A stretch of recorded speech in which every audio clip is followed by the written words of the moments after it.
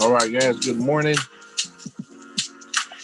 Welcome back to the Big Money Page. This is the 25 Biblical Laws of Success Book Club, and a special day today, birthday of my father, rest in peace, Ciolo Benny, and did a little celebrating today, just kind of hanging out with the family, visiting his spots that he's go fishing in.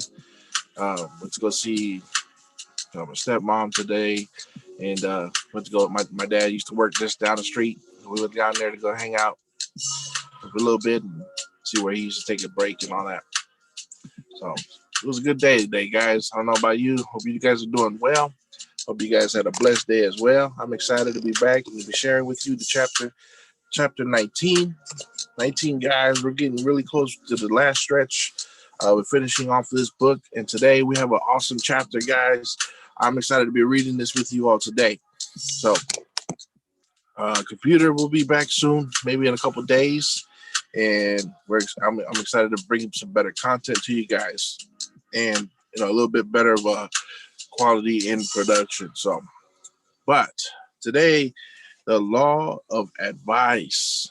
The law of advice, guys. This is a loaded chapter. This has been nothing but bombs as I was reading through it. A lot of keys, nuggets, right? So we're hearing some true wisdom here from Douglas and Texiera. And so we're going to get into it. But I just want to say that, if you are in a relationship, you want to sit down and look at them and listen to this chapter, right? And look at the advice that they're bringing forth to help you. It doesn't only pertain to success in a business or your job or in your whatever it is, whatever arena that you want to find success. This book or this chapter 19 of the Law of Advice, will help you strengthen your marriage. It'll help you become a better parent. It'll help you be a better employee, a better business owner. And so let's dive into it, guys. So we're going to start off with the Book of Proverbs, chapter 15, verse 22. Plans fail for the lack of counsel, but with many advisors, they succeed. So this is going to be the running theme throughout the whole chapter, that you want to seek advice from other people. You want to get advice from different mindsets. You want to, when we're talking about making a decision, especially the big ones, you want to seek advice. Ask somebody who's done it before. Ask someone who's succeeded in that area. If you're going to buy a house, or if you're going to buy a vehicle, or if you're looking to get into a different hobby, if you want to start a business in a field that is that you're unfamiliar with, you want to ask somebody who's been there already. Why not? Why not? Why wouldn't you? And it talks about the different ways that people learn, and we'll cover that. As opposed to simply asking somebody. And we're starting off with the Book of Proverbs. And I love the Book of Proverbs because it is written by who the Bible says was the wisest man to ever live, King Solomon. And he says plans fail. Remember, we talked about planning, but it says plans will fail for the lack of counsel. Right? But with many advisors, they shall succeed. Let's get into it. The law of advice states that before you make an important decision, you should first seek the counsel of several advisors, preferably with varied backgrounds and outlooks on the world. It recommends getting a second opinion, and if you can, get a third opinion. You will make the final decision. You will make the final decision, but only after listening to good company. Um, but it says you will make the final decision, but only after listening to a good many wise people, or after reading a reasonable amount of material about the matter in question. So it says the best thing to do when you're going to make one of those decisions is to ask a lot of people. Ask them, hey, what was your experience in this? How did you go about taking care of this part? What did you know? What would you advise me as of doing it for the first time, or I'm brand new to this, or I'm not really familiar? What would you advise? Right? And it says, or instead of asking wise people, you can go ahead and get some reading done. Do a reasonable and to go through a reasonable amount of material to make the best decision possible. Smartest thing you can do. It says there are those who seek advice from only one person, or they read just one book, and as a result, they only have one way of seeing things. That's not the most effective way of coming to a decision. The Japanese have a saying: no matter how small a stone is, nobody can see all of its sides at the same time. Now that is something to behold. What an awesome piece of advice from the Japanese. Um, how blessed we are to take into consideration different cultures and the way that they put things. I'm pretty sure like our Samoan culture has a way of putting things as well. But it says here that no matter how small a stone is, nobody can see all the sides at the same time. Man, that's a good way of looking at it. Even if you think that you got it in the bag, even if you think it's like it's not that big of a decision, I don't need other people's opinion, I don't need other people's outlook, their perspective, whatever it is, or however you want to put it. It said they're saying here, there's no way you can have all the different perspectives with just yourself. You got to ask around, ask other people. Gandhi also said that every truth has 7 points of view. Wow. All of which are correct by themselves, but not correct at the same time and in the same circumstances. That's a huge way of looking at it. You got to take in consideration the different variables, the different things that can happen. For instance, last year I purchased a truck, and I wanted to pay cash. I wanted to do, simple one-time payment. No, I didn't want to pick up a car with payments. I didn't care for a new car. Uh, and so I went with a very common car. Is a GMC Sierra, or pretty much same thing as Chevy Silverado. You see it all over the place, but this one was different. It's lifted. There's a whole new, it had all these things attached to it that made it a little complicated. But my final two decision options came down to that vehicle, the truck, or this 100 grand car, which was a Volkswagen Phaeton, and the price was right. I mean, it went all the way down. It lost a lot of value, but it's still considered Actually, it's like $120,000 car. Um, all the features that you would want in a full sedan, high end luxury sedan. It would have taken off. It's pretty much a Bentley flying spur. It's the same platform, just different badges. That was it. But everything else was the same.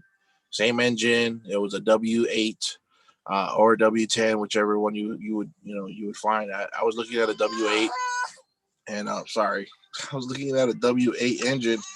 Uh, la, sorry, guys.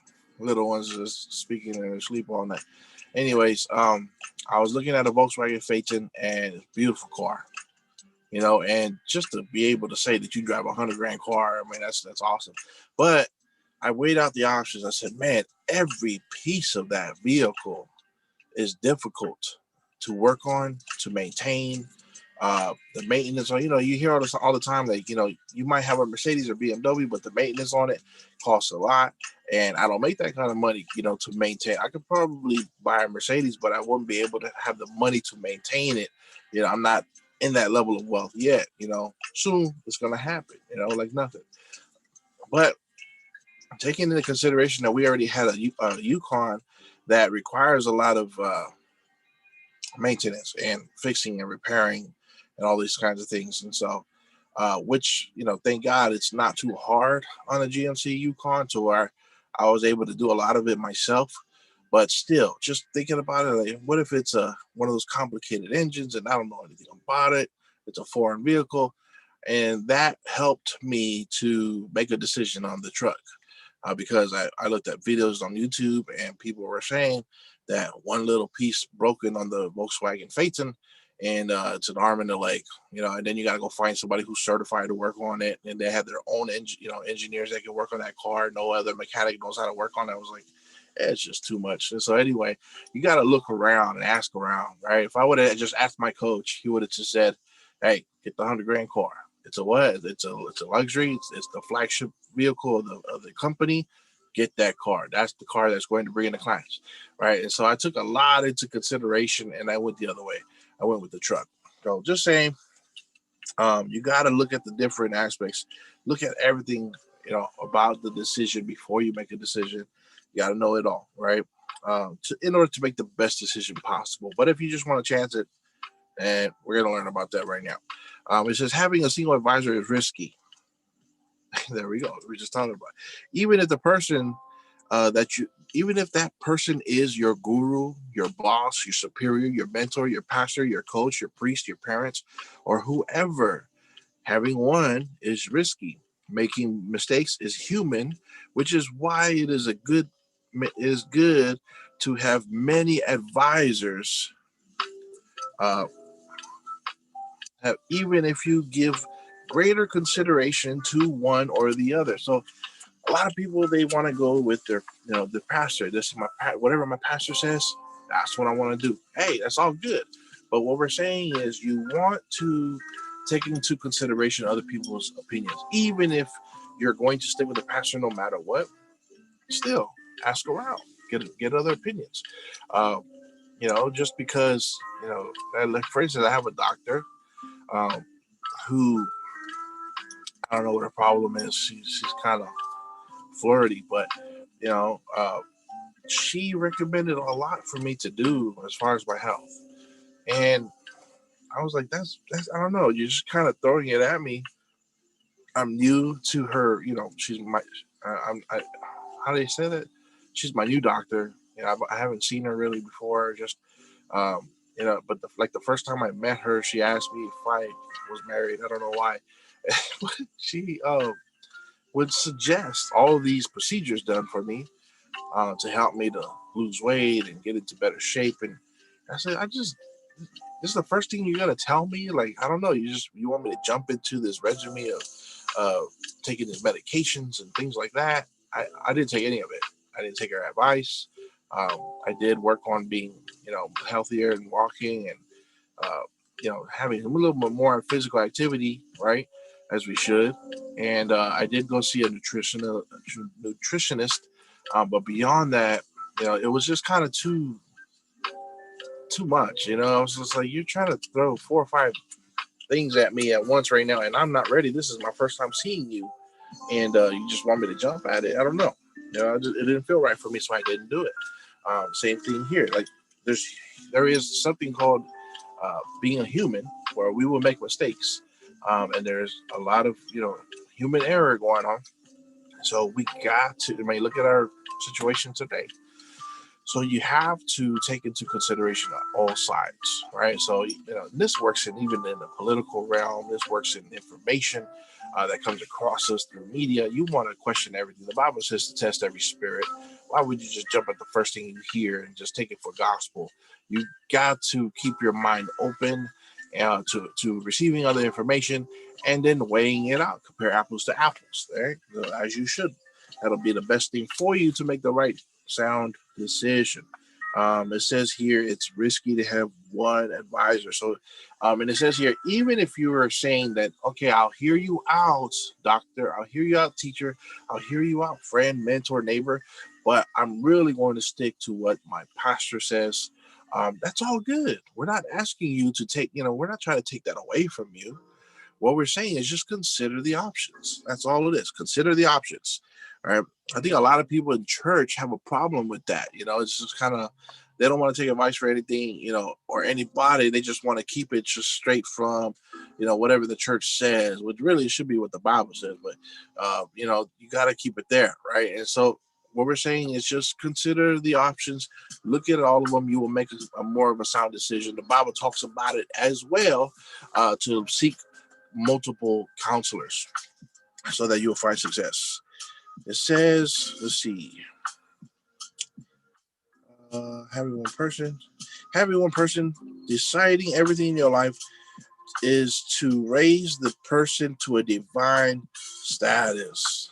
Wow. Okay, it says making mistakes is human, which is why it is good to have multiple advisors, even if you're going to give one greater consideration over the other. Having just one person decide everything in your life is to raise that person to divine status, right? So if you're just going to listen to that one person in your life to help you with decisions, you're putting them up here, right next to God, right? And it says here, which Exodus chapter 20 verse 3 says, if you don't believe in God, that's just one more reason. I'm sorry. Let me rewind. You're going to give that person divine status if you're going to have that one person make every decision in your life. And in the 10 Commandments, it warns us about the danger of assigning that status to a person, according to Exodus chapter 20, verse 3. If you don't believe in God, that's just one more reason not to hand this burden over to another human being. Having multiple advisors is also recommended in the Book of Proverbs, chapter 24, verse 5 to 6, that a wise person will have great power, and those who have knowledge muster their strength. Surely, you need guidance to wage war. You need guidance to wage war. And victory is won through those with many advisors, guys. So the wisest man strikes again. Learn by asking those who know more than you. There's nothing wrong with asking people. There's nothing wrong, with seeking advice. That there's people that know more than you, and you got to accept that, right? And to make a better decision. When you listen to someone, analyze his or her past experience and carefully evaluate whether the person is acting in good faith or out of pure personal interest, so that there is no conflict of interest between you, right? Nice. So when people are advising you, you're looking at their past experiences, and you got to decide whether they're acting in good faith, really trying to help you, or if they're just trying to get something out of it for themselves. Your favorite advisor may not have the proper advice to give you. That's so true. There's a lot of people that would hold whoever, a person of position in high esteem, but that doesn't mean they have all the answers for you, right? um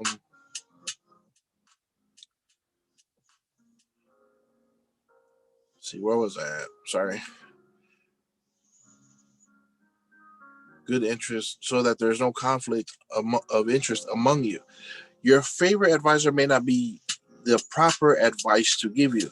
Dialectics are always important for creating sound, well argued opinions. Therefore, whenever you can, listen to different opinions or versions of the story. So, dialectics is the art of studying material to have a sound decision, right? You got to see it all. All right. Now, feedback. Moving on to feedback. As iron sharpens iron, so does one sharpen the countenance of his other. Another verse says, as iron sharpens iron, so one person sharpens another. Proverbs 27, verse 17.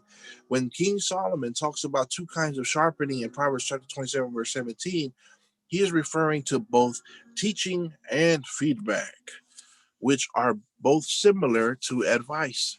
Asking for and considering feedback is a step towards excellence, a way of developing competence. Feedback in communication is, by definition, information the issuer obtains from the received reaction to his message, and and which serves to evaluate the results of the transmission. That's a complicated way of putting it, but we're going to break down feedback and simplify it, right? And so it says in electricity, the electronics have a feedback frequency called frequency return.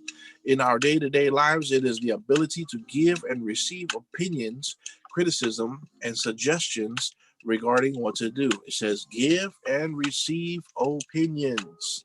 All right, we're not saying that you gotta listen to this person, this person, this person. Listen to their opinions. Okay. Um,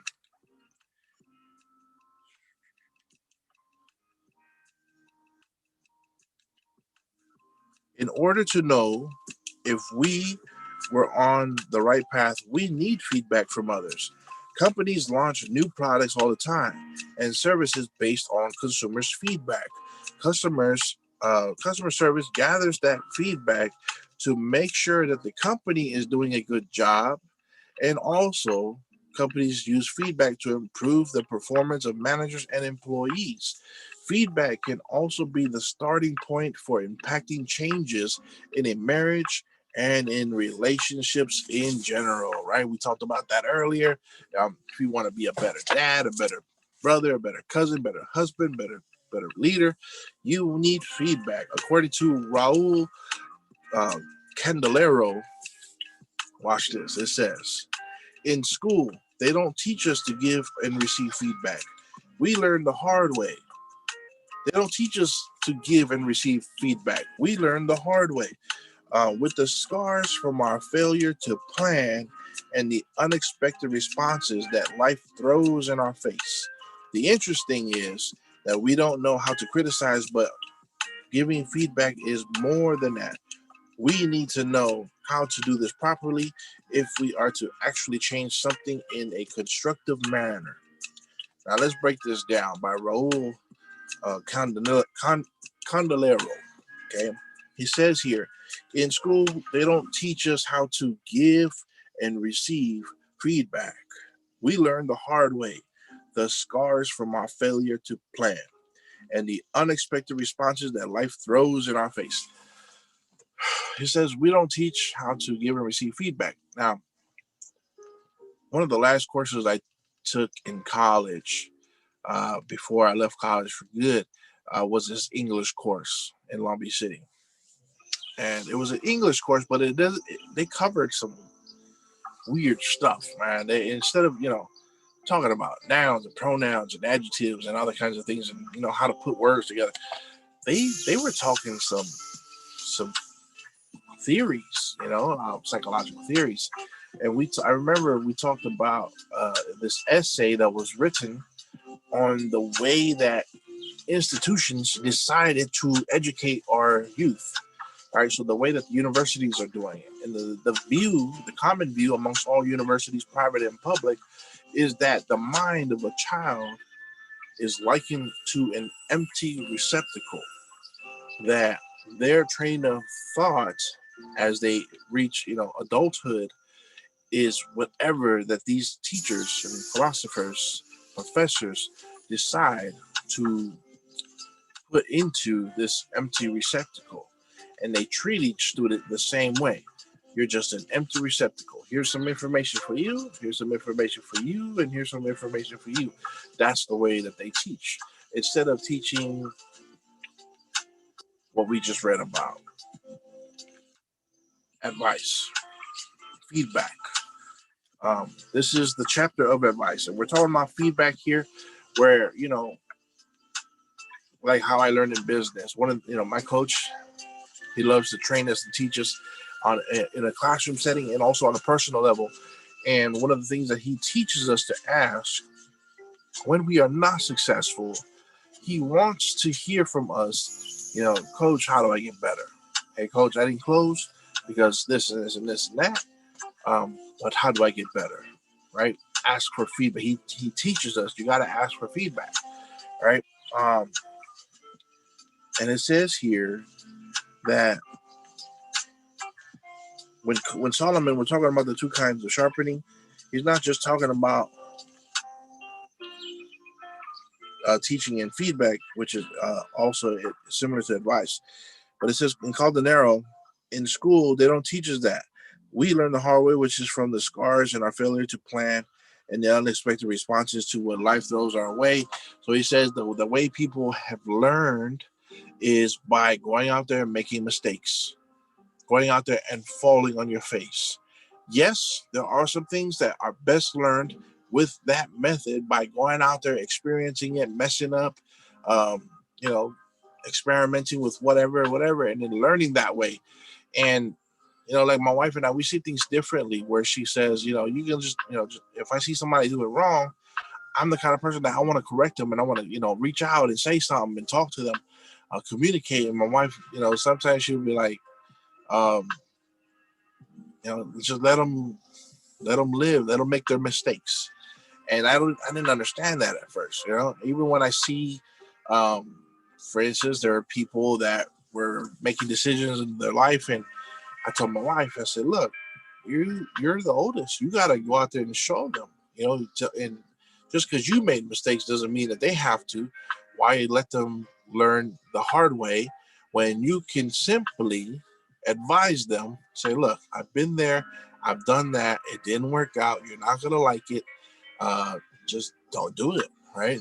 Best thing you can do is give that kind of advice. Asking for considering, it says here, asking for and considering feedback is a step towards excellence, right? What's it?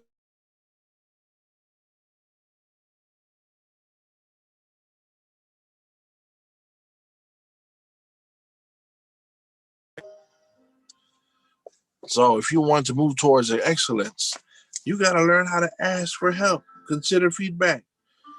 It is a way of developing competence. Feedback in communication is the, we already learned that long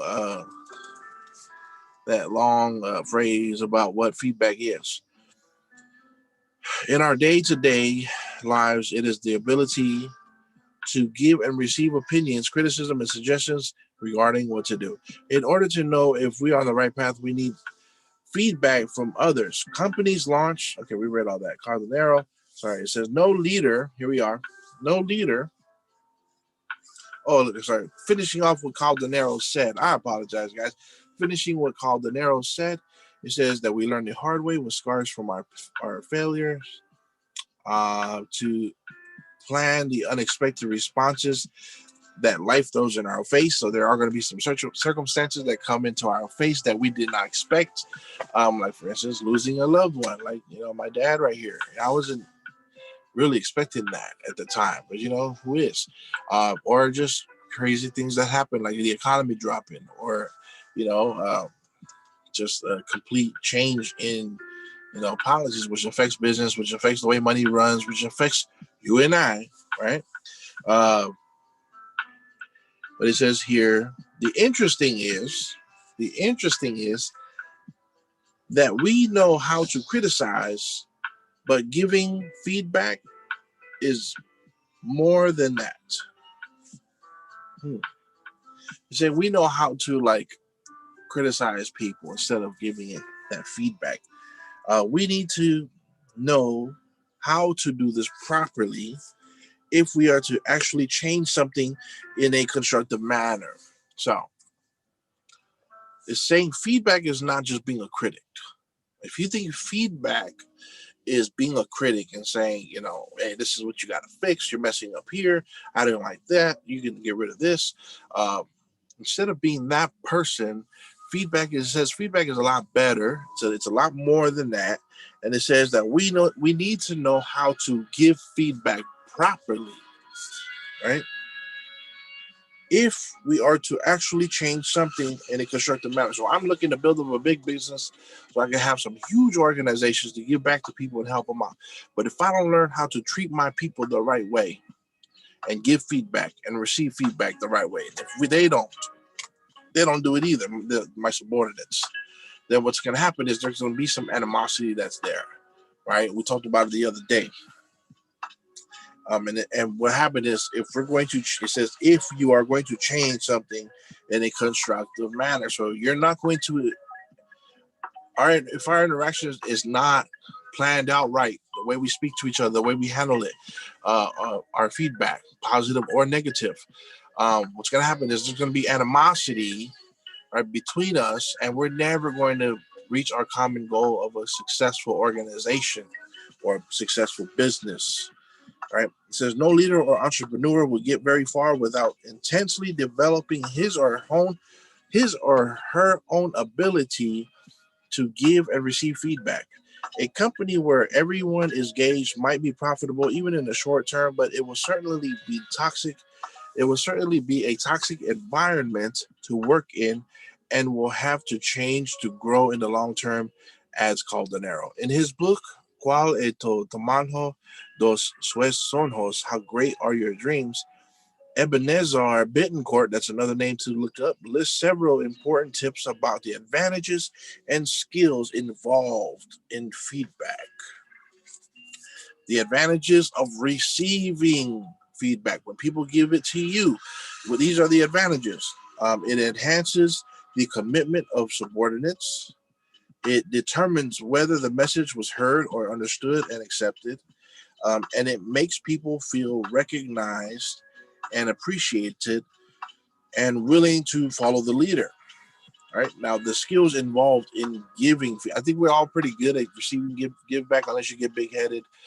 But as far as giving the feedback, it says here. Now, here let's break this down. It says describe the behavior instead of evaluate people. Now, this is the thing. The reason why I'm saying we got to pay attention to this is because this is what causes division amongst people. I recently reached out, and I talked about this in another chapter. I reached out to someone who I felt was not living their life right, but I think that I handled it wrong initially. I think I first started off that conversation the wrong way. They responded, but then I kind of cleaned it up, which we'll cover right now. I cleaned it up a little bit more, and and I apologized and gave it a better, handled it a little bit, well, a lot better in my opinion. But then it just, kind of ended right there. But it says here, when giving feedback to somebody, describe behavior instead of evaluating people, right? It says be specific, don't generalize, focus on the behavior that can be changed. Speak on your behalf, your own behalf, instead of a group. So if you're going to correct somebody, don't just say, hey, you know what? The church, the body of Christ, we all believe that you should be doing this and this and this. No, just be, look, hey, for me, here's some things I think that you should change. It says here, speak on your behalf, not on the group behalf. Focus on the things that can be changed. Accept responsibility for your acts, perceptions, and feelings. Like I said, I did clean it up after I, talked to that person about what I feel about their lifestyle. I cleaned it up. It says here, Jesus, accept responsibility for your acts, perceptions, and feelings. It says be certain that the feedback will give you. Sorry, be certain that the feedback you give will help rather than punish the receiver. So if you're going to give somebody feedback, say the things that are going to matter to help somebody. If you're going to give someone feedback, don't say if it's gonna hurt them. If you're gonna give somebody feedback, don't give it to someone who, in a manner that's going to hurt them or cause them to be distraught. You gotta do it in a way that will help them understand, a way that'll help them be better. Just make sure this is all right. Be certain that when feedback you give will help rather than give or punish the receiver. It says give more positive than negative feedback. Right? A lot of people like to give more negative feedback. You never want to be that person or be around that person. And it says to verify the clarity and precision of what was understood. So after you give the feedback, one good thing, one good thing is to make sure that the person you're talking to that you're giving feedback to, make sure that he understands what you meant by what you said, the words that came from your mouth. Make sure that they understand.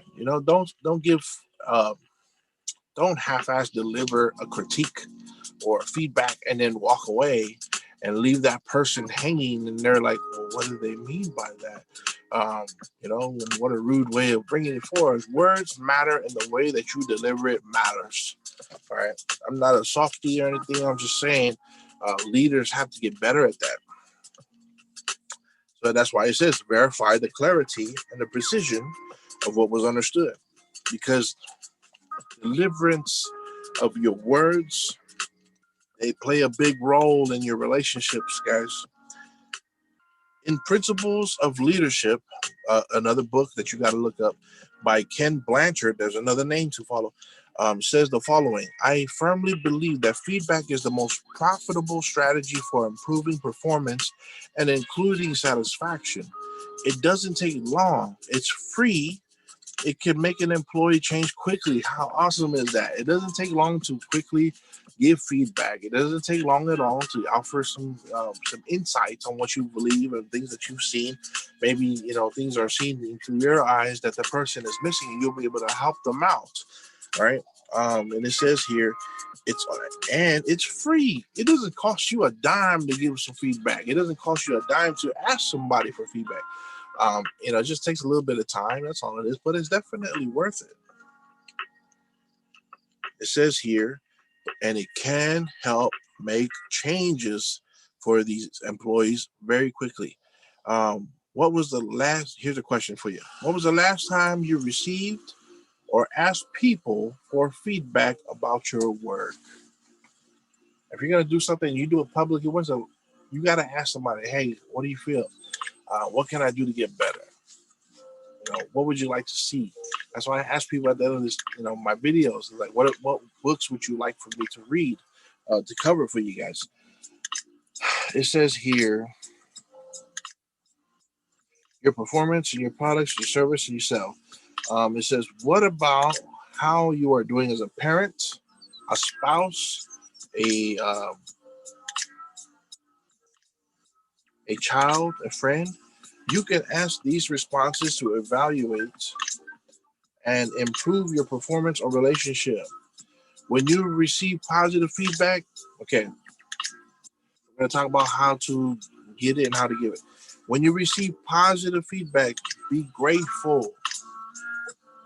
It says, don't get carried away with the compliments. The better you are, the more cautious you need to be so as to not become a victim of success. Thinking that you are so good that you can do no wrong. You never want to be that person. I've made tons of mistakes along my path in leadership, and I'm not proud of it, but you never want to be that person that you're so good that nobody can help you. And it says, be grateful when someone gives you positive remarks, right? Now, when you receive negative feedback, this is the one we hate. It says, be thankful as well, and check to what the extent of the criticism is valid. Always look at the feedback as an expert report. That's a good way of looking at it.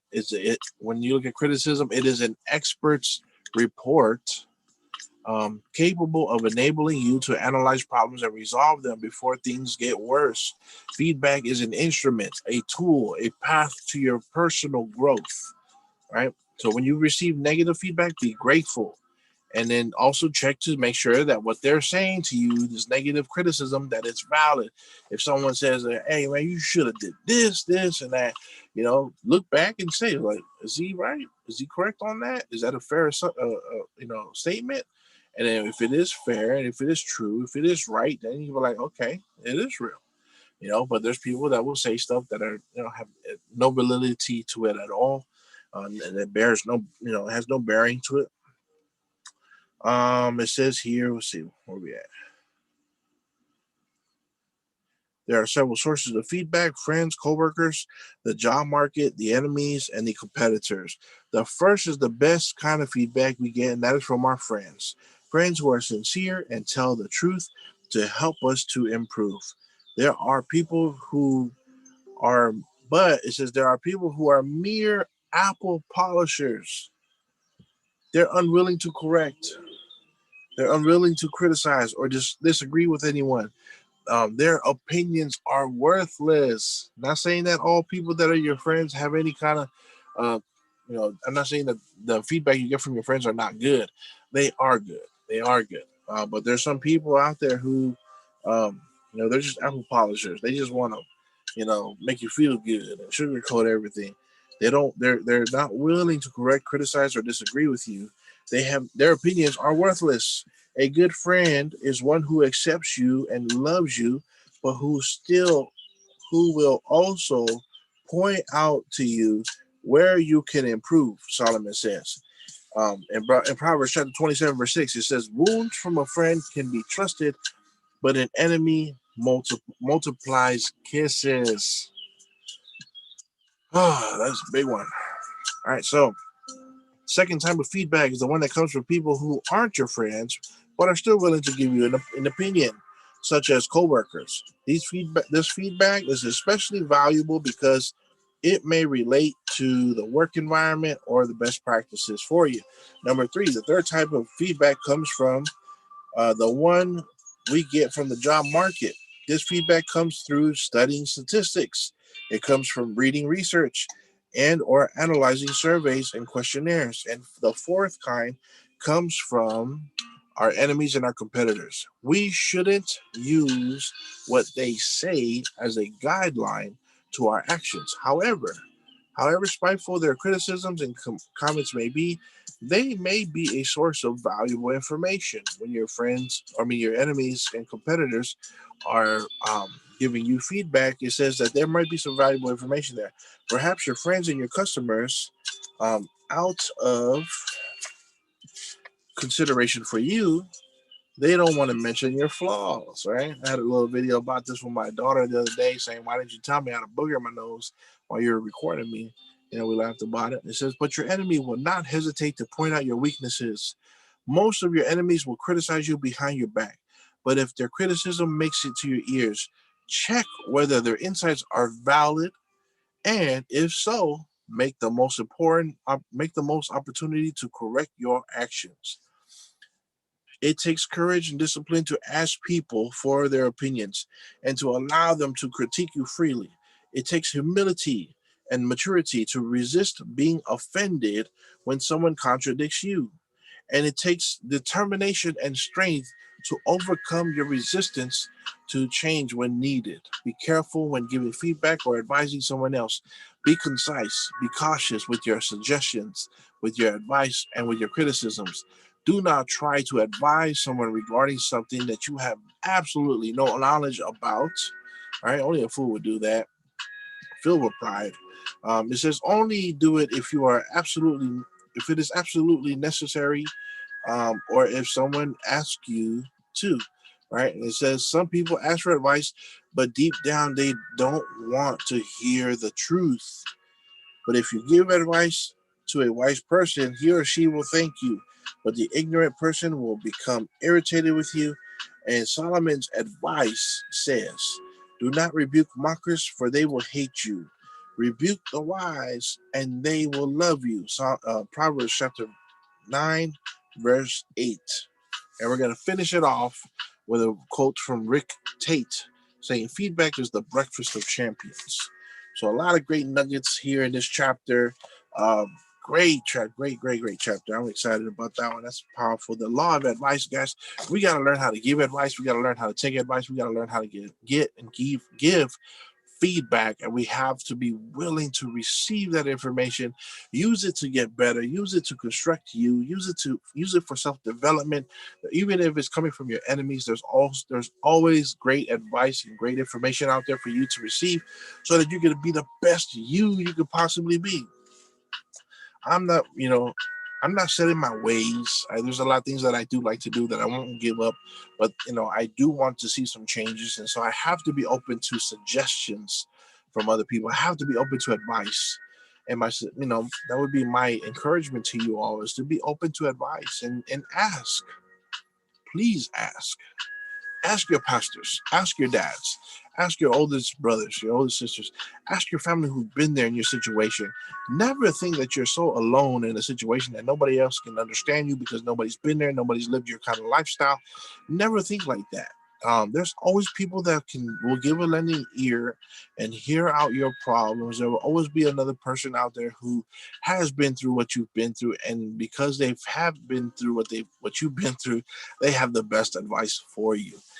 Don't pretend like you know about something and try to give advice and it says not to do that. But yeah, guys, what a powerful chapter.